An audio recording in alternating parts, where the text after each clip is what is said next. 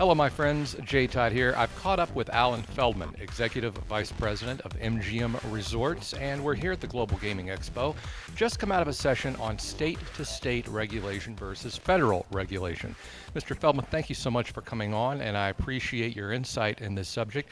For the players watching out there that are interested in online gambling, can you maybe explain some of the benefits or detriments of state-by-state regulation, where it looks like we're headed right now, versus having a federal regulatory structure?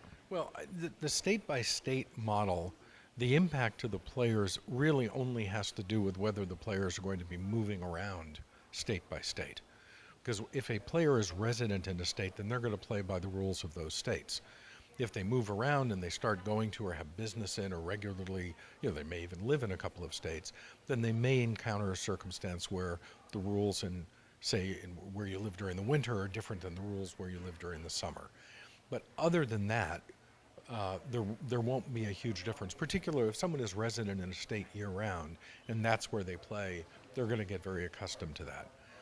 Okay, so from a player perspective, there's really not much that difference, in a state-by-state versus federal, except perhaps a timeline. Do you see a timeline that a federal bill maybe way down the road, but states are doing it now? This certainly would affect players in the short term. Well, frankly, I don't see a timeline for a federal bill.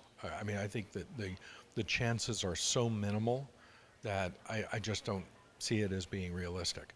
I think this is going to turn into a state-by-state circumstance, and in that regard, then I think one of the major impacts from a player perspective is that you're going to find early adopter states. Nevada is one of them.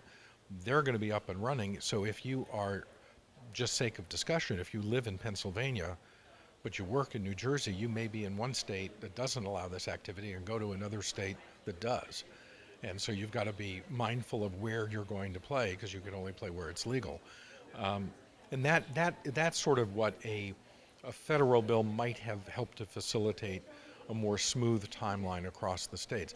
Even with the federal bill, it's important to remember that states had the right to choose to participate or not.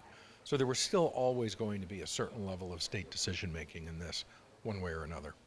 All right, one last thing. It's been curious to me that Nevada and New Jersey, two of the first states to go live with regulated online gambling, but there's already talk about perhaps commingling the player base there and having some liquidity across both states.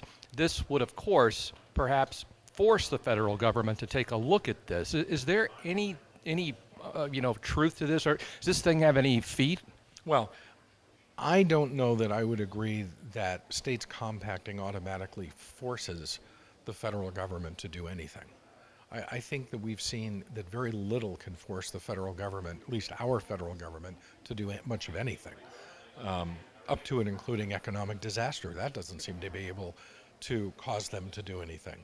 So a couple of states compacting to get into internet gaming would hardly seem to be a trigger for the federal government to act. Where I think there is going to be much more likely to see some form of federal government interaction is, let's just go down the road here a few years where we have a dozen, 2 dozen, 3 dozen states involved in this. There's going to come a point in time where those states and their ability to collect tax revenues from this activity are going to be negatively affected, because there's still going to be illegal operators. And those illegal operators are going to be drawing customers off of the grid, and thereby preventing the states from getting the benefit of doing this in the first place.